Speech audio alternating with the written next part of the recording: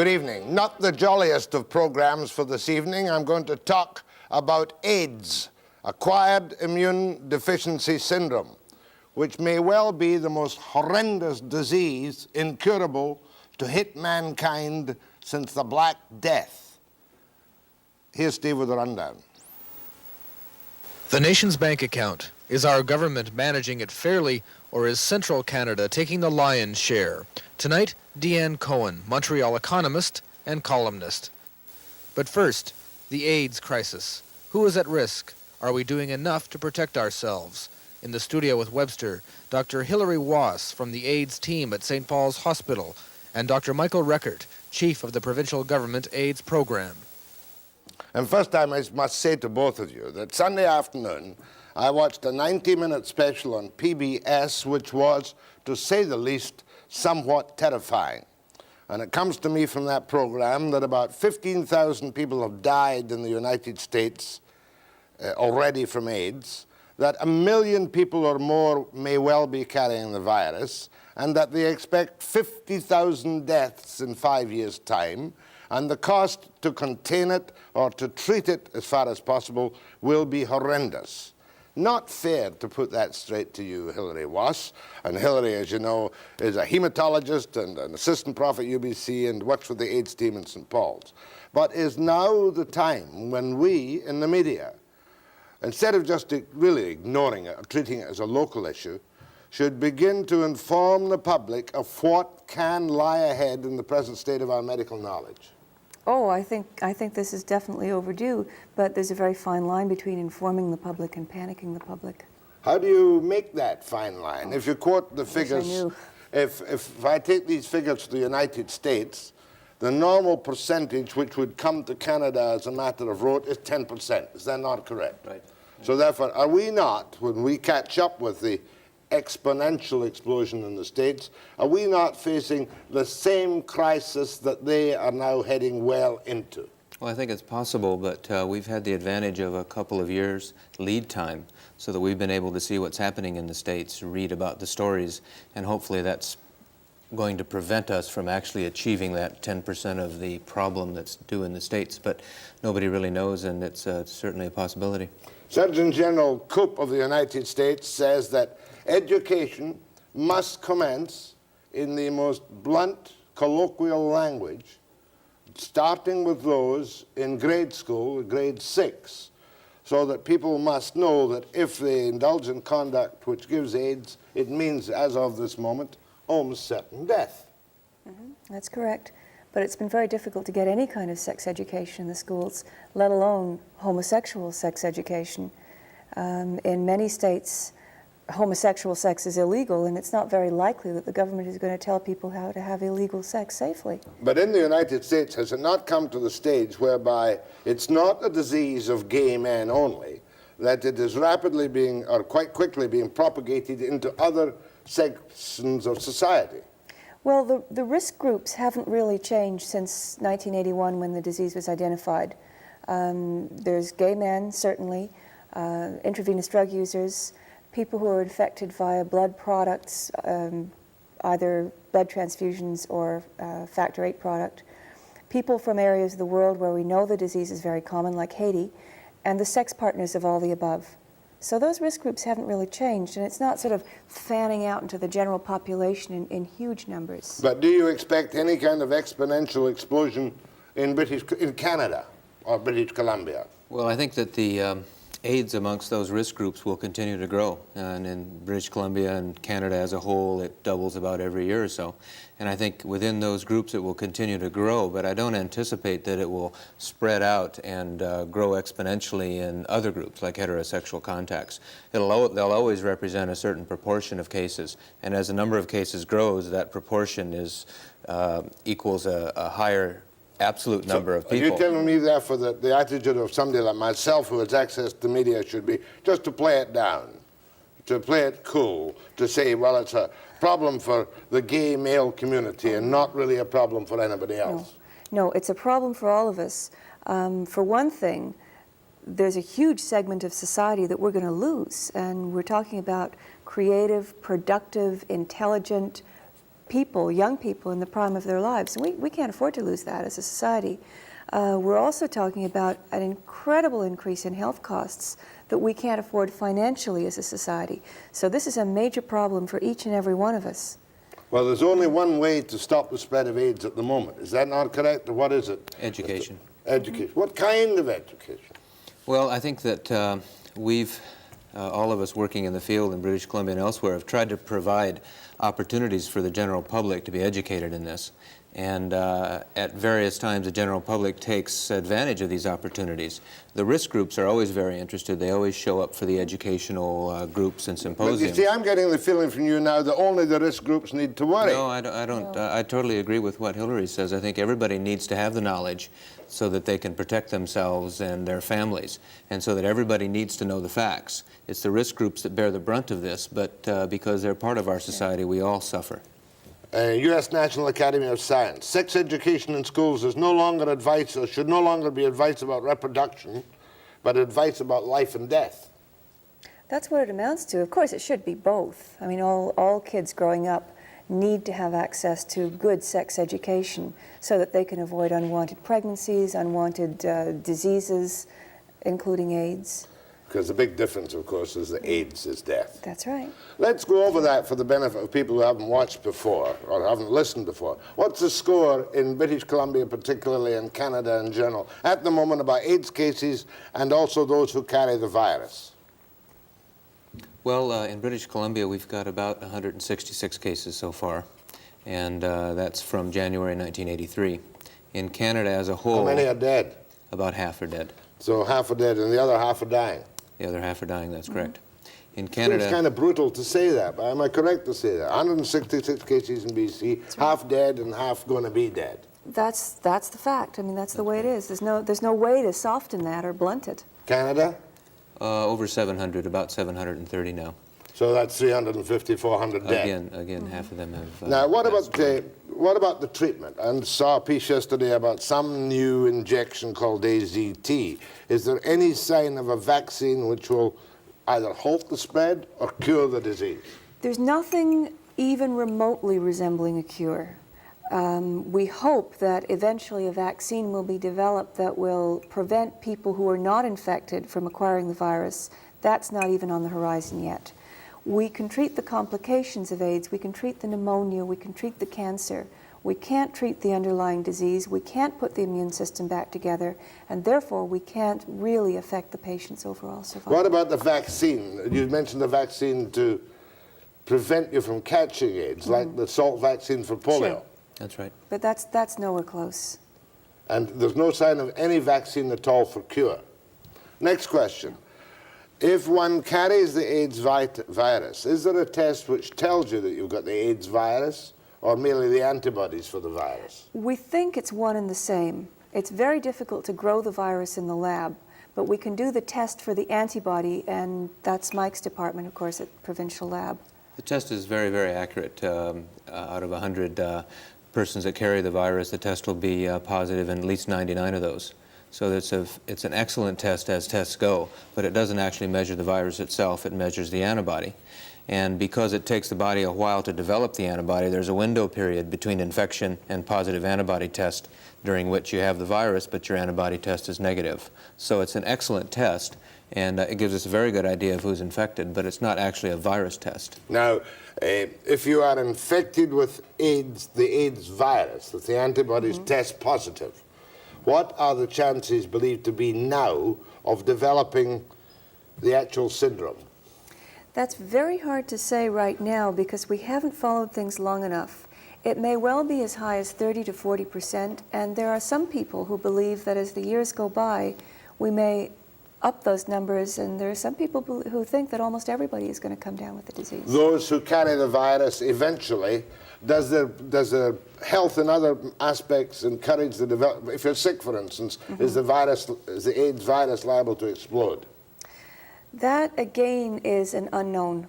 I think that people who are malnourished, who aren't looking after themselves, who have other infections, probably run a higher chance of getting a complication of AIDS. All right, we've got 1 million, they say in the United States there are 1 million people infected with the virus. In fact, the figure I had was between 1 and 3 million people. How many infected in Canada with the virus? I couldn't say about Canada. I would guess that in British Columbia there are at least 5,000. And across the country there must be what? What would you say well, about Vancouver? I'd say that's quite an underestimate. The problem is that we don't know how many gay men there are. And when you don't know the denominator, you can't extrapolate from the numbers that you have. And if you estimate that there are perhaps 100,000 gay men in Vancouver, and there may be, in some general practices, up to 40 to 50% of people are running positive. If you take the high figure, that means there may be 50,000 people here. Now, I don't think that's true. I think that's somewhere in between, but that's a pretty wide range we're talking about here. More with Hilary Wass and Michael Rekhart, and your calls too after the break.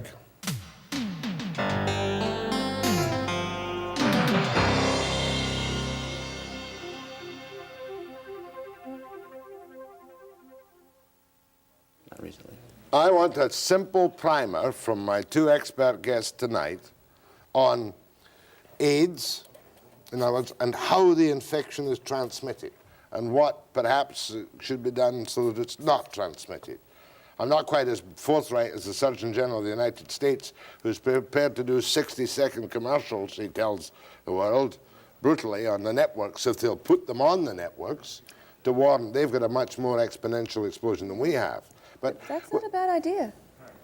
Those little 30 and 60-second pieces on the drinking driving counterattack are very effective. yeah, I know, but they won't. We don't even carry commercials on contraception. Yeah. Right. So how are you going to carry commercials or public service announcements on a disease which is apparently restricted in many ways to gay men? It would be difficult, but it would be effective. Right now, what about the transmission of the disease? I remember the last time you were on, I was asking you all the routine questions about tears, about kissing, about semen. What are the answers nowadays? Okay, in a nutshell, it's sexually transmitted, and it can be transmitted most efficiently by anal intercourse, but also by ordinary vaginal sex. It's transmitted by infected blood products or infected needles. It can be transmitted across the placenta from an infected mother to a child. That's it. And can a man who carries the virus, can the baby of a heterosexual engagement have AIDS? If the man carries the virus, then his semen is infected, and yes, they could have a child who is also infected. So therefore, bisexual behavior could transfer it from the gay man community to the heterosexual community. It's always a worry. That's one of the important conduits back into straight society. Well, how can you do education? Coop says start at grade 6. It would be really a downer to start giving children brutal sex education in which it said, this lecture is about life or death if you catch AIDS, wouldn't it? I think that might be a bit much for children. I don't see any reason not to do that in high schools, but there are ways to educate younger kids about having, for example, important relationships, de-emphasizing sex as the meaning of a relationship. Talk about safety in terms of knowing your sexual partner, mutual respect. It might mean the end of the permissive society that we got to know apparently during the 60s, the 70s, and the 80s. Is that correct? It may indeed. Well, now, what about facilities? Do we have all the facilities we need in British Columbia at this moment and all the money to... Don't laugh, Hilary. I mean, really, this is one disease which must be properly treated. And, I mean, the gay spokesman used to say it's not just a homosexual disease. They sold me on the fact that everybody is threatened with this disease. And that's true. Do you have enough money? No. Will you ever have enough money for this disease? Do you know, we might not, if it continues to grow the way it does. So, but we don't have enough money to treat alcoholism and diseases related to smoking. I mean, Hilary, that's the way diseases it is. related to smoking, you can live and die after your cancer operation, right? That's Alcoholism, you can join AA and perhaps cure it. There is Yeah. no cure for AIDS. No, that's very true. That's very true. So And we don't have enough facilities to look after the people. And you who tell are me that affected. the interested risk groups will come to a symposium, That's but the right. general public as yet is not interested in safe sex or all these various warnings about it? Well, the general public is interested at various times when they think they're at risk. But if they think they're safe, then it's hard to get them to turn out at symposiums and workshops and get them to read the literature. That's why it would be very important if television could reach them in their homes and try to educate them that way. The risk groups are always interested and they're always willing to take the education, but okay, next question before we get on the phone. Is the blood that I get in the hospital now guaranteed AIDS virus free? No, not 100%.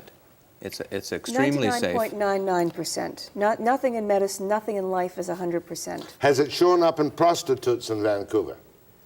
Not one prostitute that I'm aware of, and we've tested over 200 now, and we haven't had one positive prostitute. Is there any way to control a person who has active AIDS and who's behaving in an unbalanced manner? I can well imagine the situation if you're near death, thinking, who cares? Well, I think one-to-one relationship with a person like that, if you can get to that person, give them the information, try to give them the support that they need, almost in every case, they will stop that activity. But if they continue to expose other people, I think that would fall under the Health Act and they could be restrained. Oh, because I remember in the old days, syphilis, venereal diseases were reportable and contacts used to be questioned. They still are for some venereal diseases, but not specifically for AIDS at this point. Should it be? I don't think it would work because I think that the persons in the high risk would not come for the education if they knew we were going to specifically take their names and call their contacts. I think public health should be available to help them contact their own contacts, and at that point, I think that's the most we can do. And you have information, though, that if something came along whereby, of course you wouldn't need to tell them, they'd come and get it. If you have some new treatment for them, you wouldn't call on a register that you have, you would just say, come and get it. Well, even if we had a new treatment for them, we probably would want to retest them prior to giving them some toxic drug anyway. So we would probably open. You're using the AZT now, this new antiviral thing, with some success. We haven't started using it. It's certainly not the cure-all. You have not started using it? We have not started using it yet in Canada. It is available in a very restricted way. It's for people who have full-blown AIDS with pneumocystis pneumonia, which is a specific diagnosis, and it's restricted to family physicians under the supervision of one principal investigator from St. Paul's Hospital. So it's not all that freely available. Okay, let's take a chance and go to the phones. Go ahead, please. Hello, Jack. Yes. Yes, hi, Hilary. Hello. Mr. Webster, I'm a patient of Hilary Wass's. I'm in total agreement with educating the public, straight public, gay public, whichever, it doesn't matter. I find the more education that goes out, the better. There is not even a full awareness in the gay community as it is. I go out with walks with my dog at night and at certain areas at night, which is known to be a gay hangout where people go.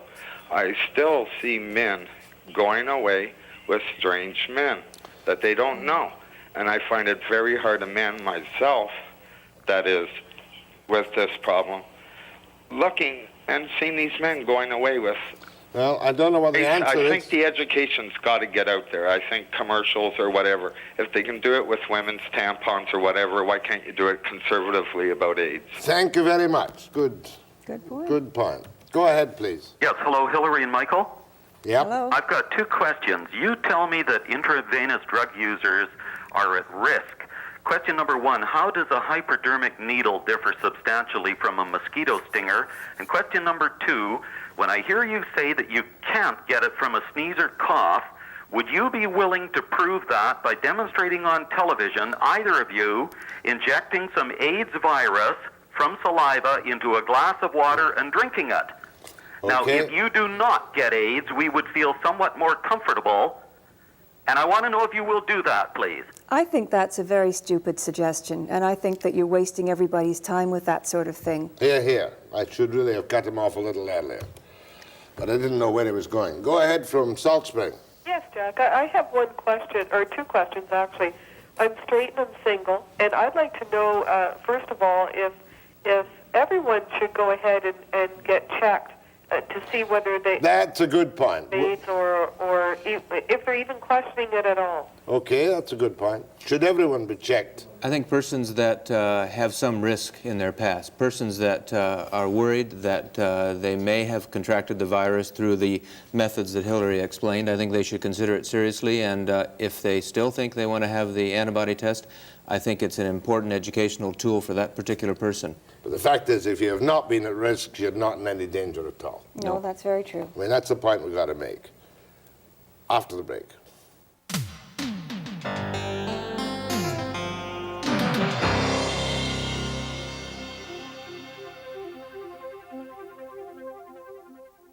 One for Diane. Yeah, it's quite good. Did These you calls mind are that? kind of weird, though. There's some. Was that person mean to you? Was that, Not really mean. It was Oh. an You incentive. don't Oh, mind is that it- stuff, do you? I mean, No, there's a no, lot of them- no, there's a no, lot no, of no, them I- in there. no, What's no, your no, no. decision? No, no. Yeah, that sounds good to me. In fact, it's just as well if there's a couple of crazies who know, Tell call Diane with, I'm you going know, to with give her their... one long segment at the end. Because they're biting the bit on the phones. Yeah, we've got to go. You go see Diane. I'll pick up the phones myself if necessary. There's always somebody who Tell calls in Diane. about the Tell Diane. fundamentalists. We had one last time when Yeah. And it's fine. Di! For every one of those, there's 10 who call in supporting. Yeah, that's that happened okay with on, Diane? on the CBC and also the Barry Clark show. The first one was good. Yeah. You recognize it? No, I don't know who that was. One of your patients Yeah. with AIDS.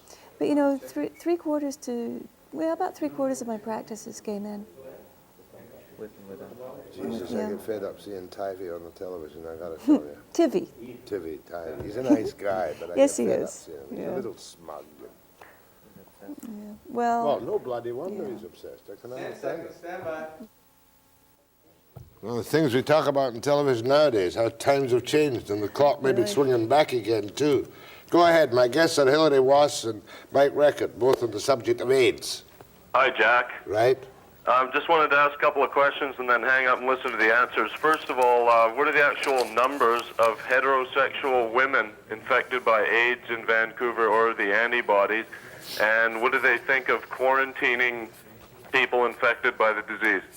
Okay, hang up and we'll try and give you the answers. I'll answer Heterosexual the women. first one if you'll answer the second one. We've had one actual AIDS case that was heterosexually transmitted to a woman, and we've had about 1% of heterosexual women that come in saying they've had contact with bisexuals have turned up positive, and that's not a large number, but it's probably on the order of 17 to 20 so far. And you've said you tested 5,000 people positive for the antibody. Now, we've tested 5,000, about 16% were positive for the antibody, and So you can the other figure that out. 74%, 84% were all right.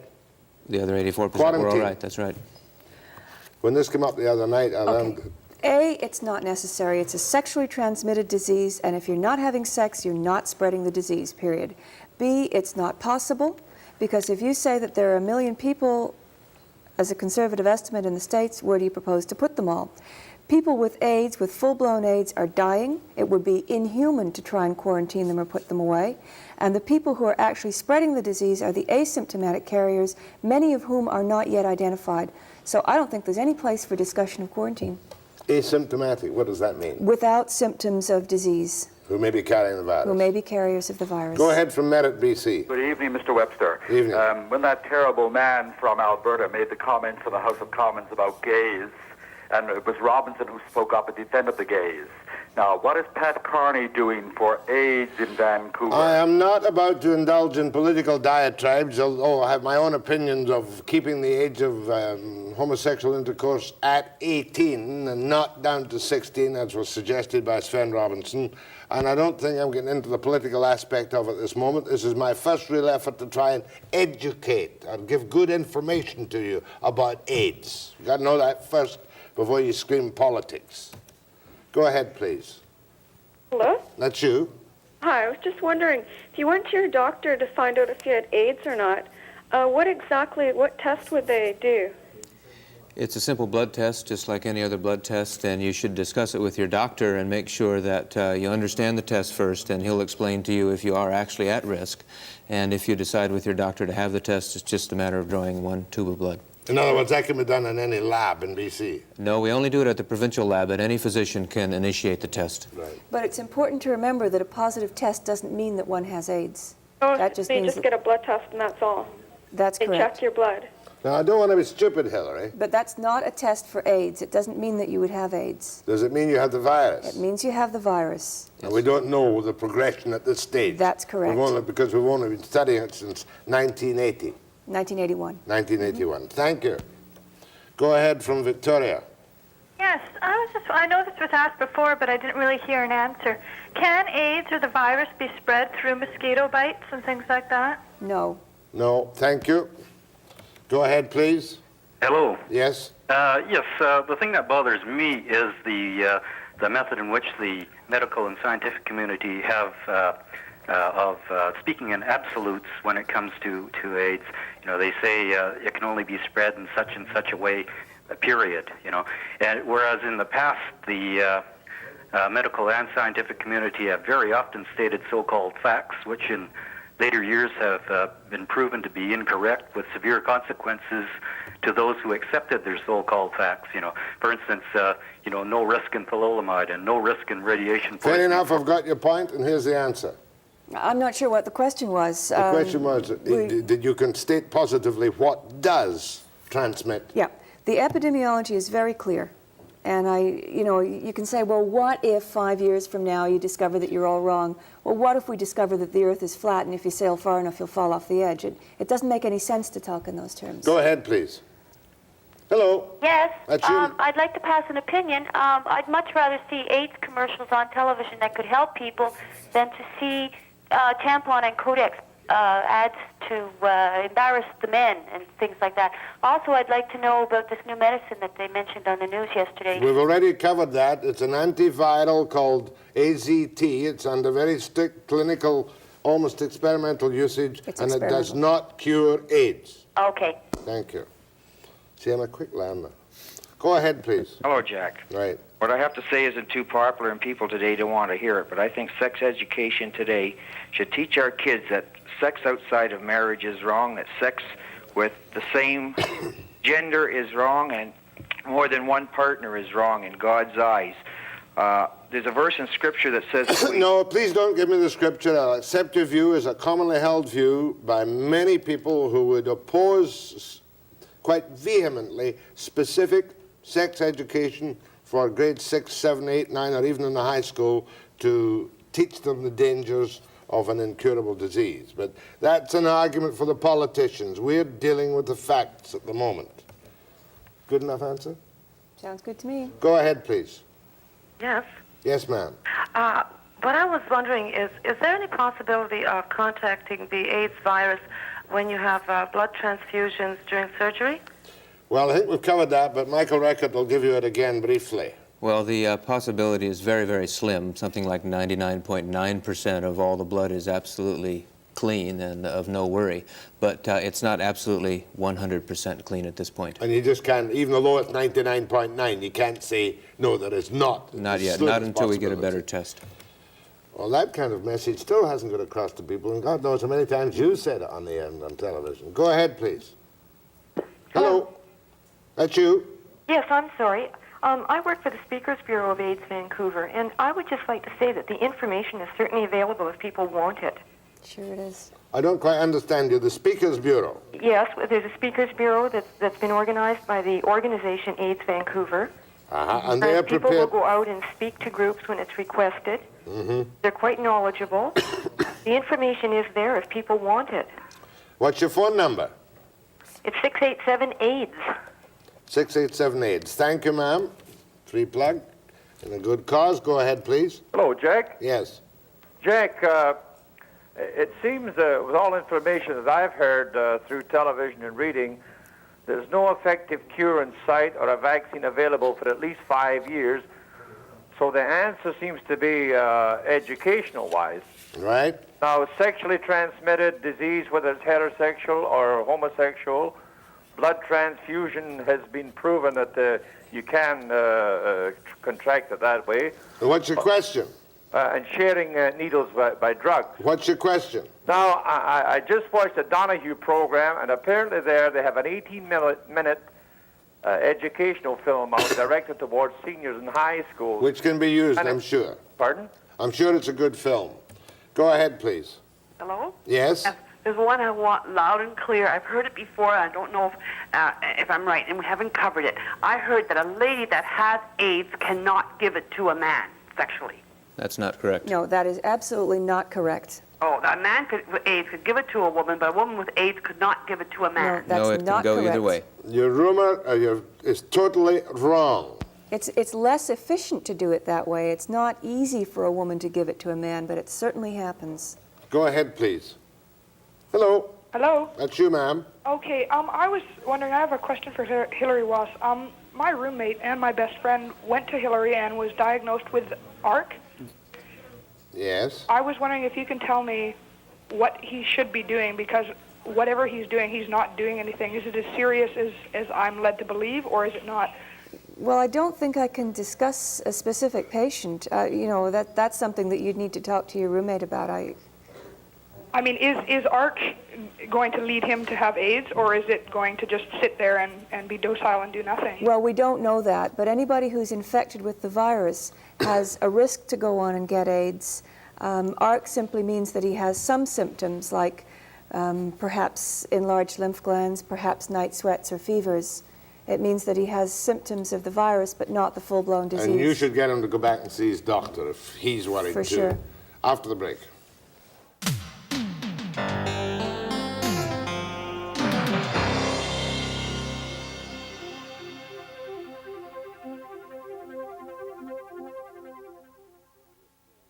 To Michael Rekhart, there was mention of this film or this movie on the Donahue show, AIDS. What can you tell me about it? Well, the Ministry of Health has recently bought about 16 copies of that video. It's called AIDS, What Everyone Should Know, and we've distributed it to every health unit, so it's available at each health unit for meetings or for school, if the school board would permit it. And it's actually a very good video, and I think it's quite suitable for almost every age. Almost every age, good. Go ahead, please. Thank you. Can AIDS be transmitted via fellatio? It's probably not a very high-risk activity, but yes, there's some risk. Would you agree with that, Mike? Well, I think that no evidence so far has shown that it can definitely be transmitted that way, but nobody is yet saying that it's totally safe. It's totally safe. Sure. Thank you, sir. Bye. Go ahead, please. Yes, I've quickly got a couple of questions. Number one, in California, there's been a lot of reports or incidents of heterosexual men acquiring the disease, supposedly with no gay activity whatsoever. What answer do you have for that? Well, there are other ways to contract the disease. They could have gotten it from a female that was infected. They could have gotten it by a blood transfusion or intravenous drug abuse or in some way like that. Right. Also, a lot of men initially deny their sexual preference, particularly bisexual men or, for example, a married man with a family. And we've had several such cases. Well, they're not willing when the AIDS virus appears or the illness disease to admit that it was obtained by a homosexual contact. That's correct. That's right. Well, can I make a statement there that I would imagine that men and women would both deny that, not just men? Oh, I'm sure that's true, but women aren't, gay women have zero incidence of this disease. Zero incidence? Zero. Is that right? Then if a man can contact it from a woman, then if the gay woman would have had to come in contact with a man, in other words. Which they don't generally do. Which they don't generally do. That would make her bisexual. Oh, I see. Thank you very much. Go ahead, please, from Victoria. Yes, I'd just like to say, with most problems in society, we tend to avoid the root of the problem. I agree with education with smaller children, and just in the sense that homosexuality, whether or not most older homosexuals die of AIDS, is going to continue. I think we sort of have to accept it, and getting to the root of the problem, that's the only way we're going to get a cure, is starting right with the youngest children and educating them. And also I'd just like to say, with regards to being gay and the testing, I think that the better attitude for a lot of people would be to assume that they are carrying it and act in a manner of safe sex in order not to spread it. I don't know whether a person would, if you take the test, whether or not the stress that it might put on your body just through, you know, psychological stress. No, you make a very good point, I think. Go ahead, please. Hello, I'm talking from the viewpoint of a practicing addict, or have been a practicing addict, and I'm just wondering what you feel about having the ability to get free syringes for an addict population, no matter how repugnant that is to society. Okay, let me give you a little piece I picked up from the PBS program. There are serious considerations in the United States. It hasn't been done yet. I see. Well, I would just be interested in how serious people are to containing a problem. Well, if you let me finish, they are considering, and certainly the Surgeon General said, he said, if I could find a way whereby I could have syringes for use by addicts which self-destructed after the first use, I would seriously consider making them available if possible. But I don't know what our two people here think about it. Free needles for addicts so that they don't transmit dirty needles with blood in it from one to the other. It's a very contentious issue, and I think you'd find as many people against it as for it. And I think a decision like that would have to be made at a very high level. Yeah. Well, it may be true that part of the reason that we don't have a big problem with drug addicts in Canada is that needles and syringes are readily available. They can buy them at a drugstore without a doctor's prescription, and I think that may be something to consider. Go ahead, please. Hi, I'm just trying to find out if you would find this out through a routine blood test, and also if you did test positive, that doesn't necessarily mean you have it. Could you explain that a little bit more?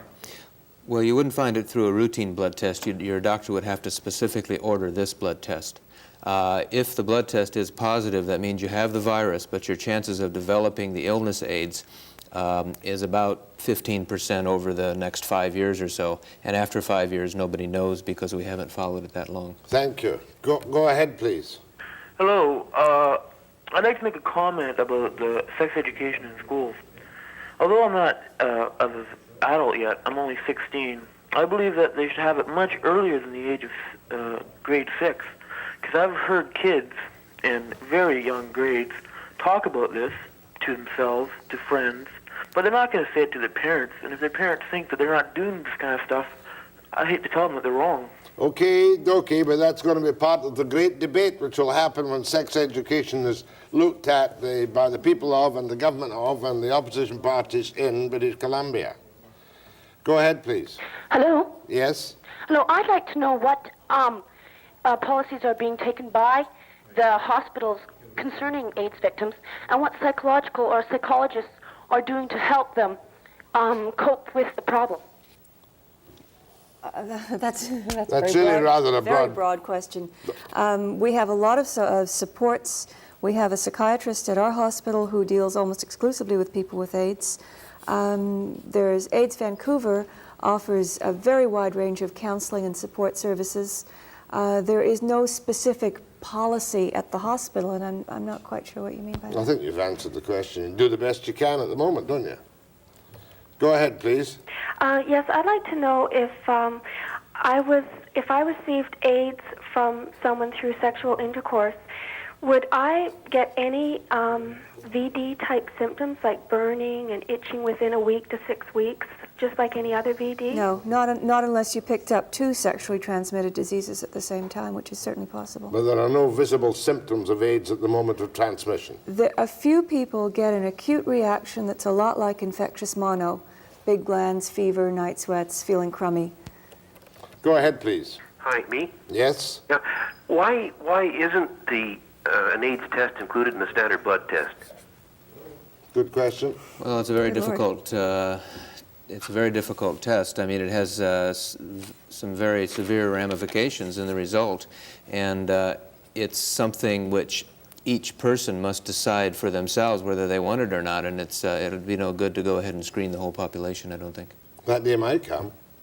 I don't think so. It would be very expensive and probably not very productive because, judging by the Red Cross experience, far less than 0.5% of the population are exposed, and those people who do test positive mostly belong to specific risk groups. Well, the important thing I suppose, to wind up this section of the program with Hilary Wass and Michael Rekhart, on the subject of AIDS is that, one, there is no need for panic, but there is a great need for continuous education, awareness, alertness, and the practice of safe sex by all segments of the community. Everybody. Hear, hear. Am I right? Everybody. Again, I'm thankful. We'll be back at this again sometime soon, I'm sure. I'll be back with Dian Cohen after the break.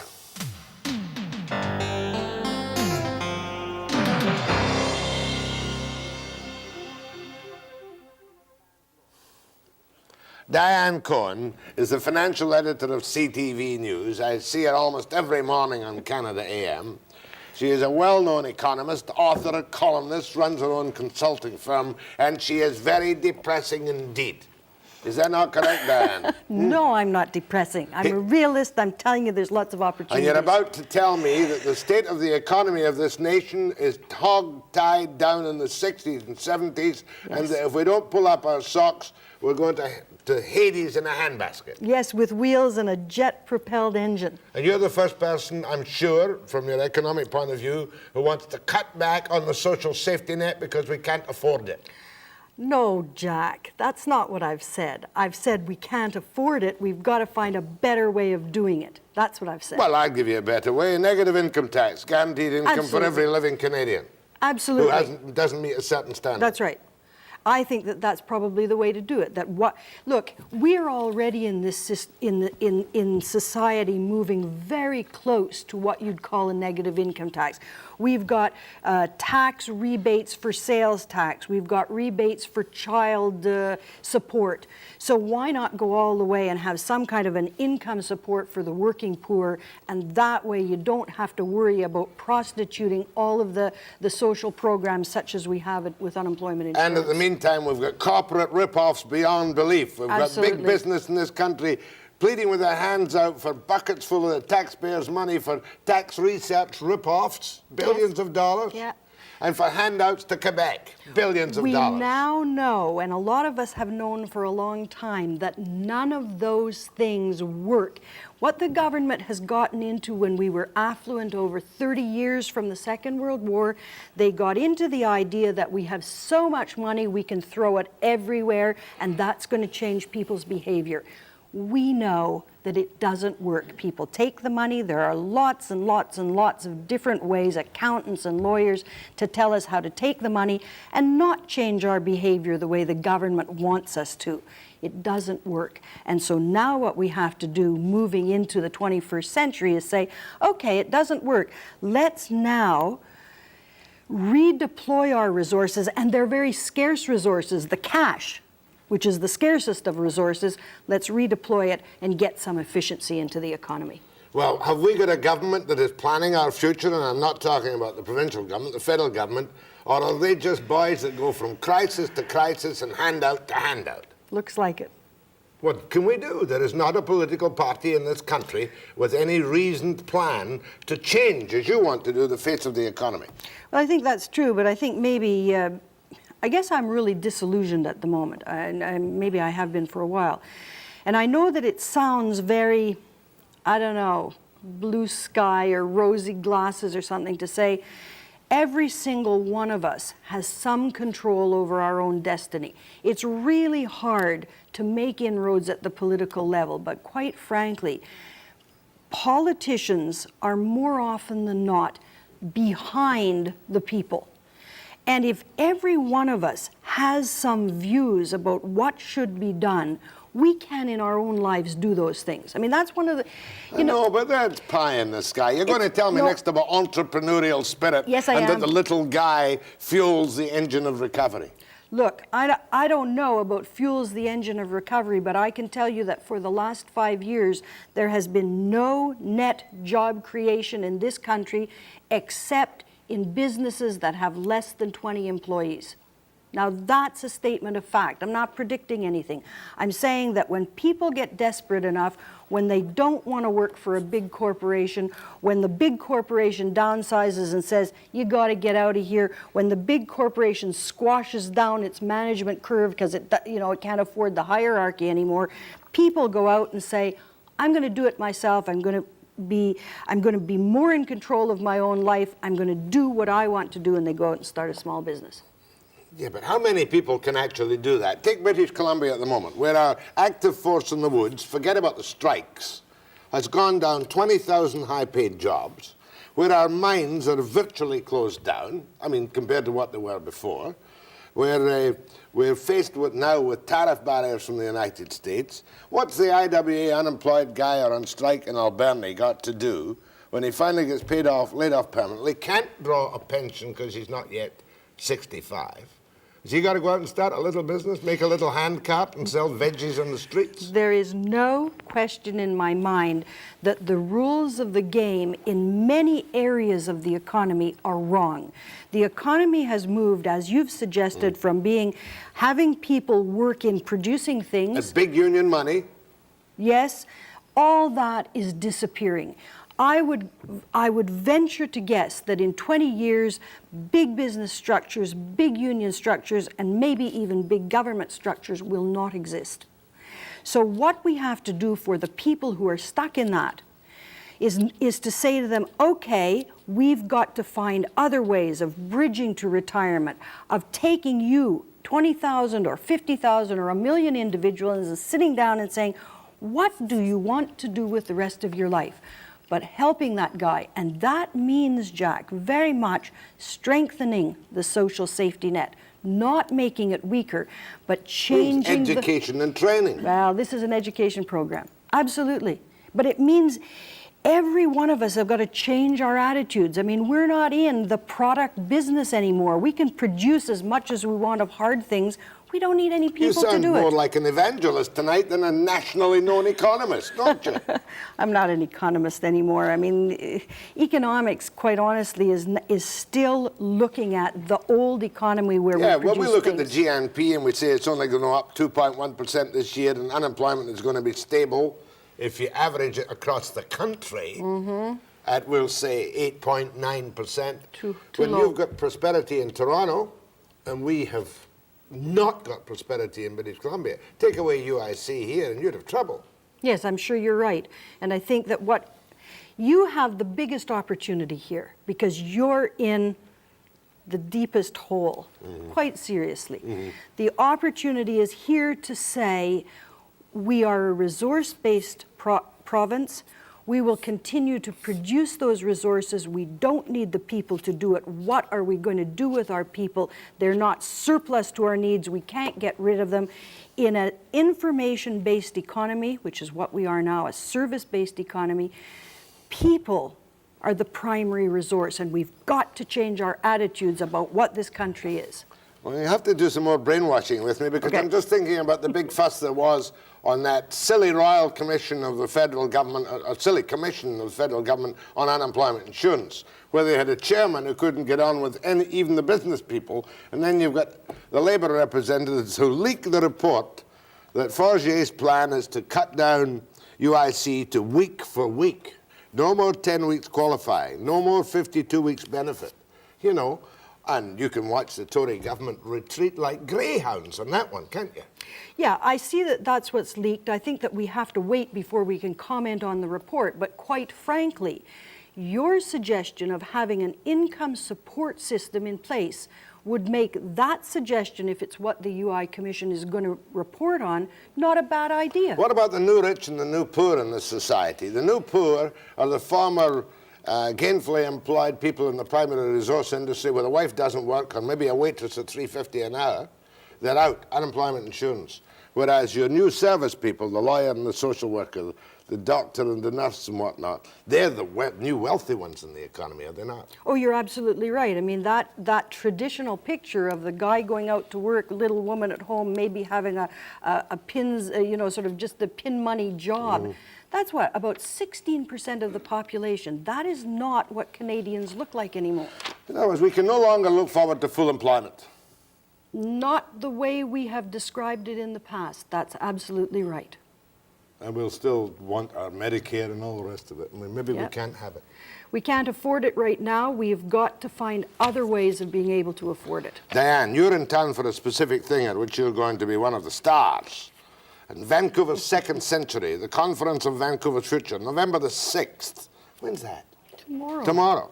Hyatt Regency Hotel from 7:30 to 7:30 in the morning Yes. to 9:30 at night. And if you're interested in the future of BC's economy and Vancouver's second century, you should go there and chat up Dian Cohen.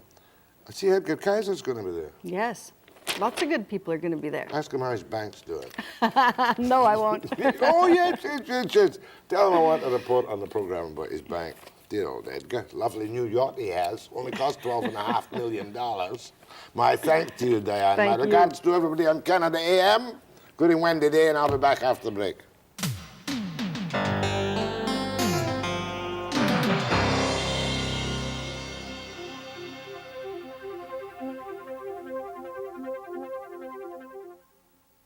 You're always a ray of beauty. Hey, Steve. Hell of it. You did. What have I got tomorrow? Quick. Come on. What else have I got to do tomorrow? Quick. 1 minute. We have Rankin, Campbell, and Dublin.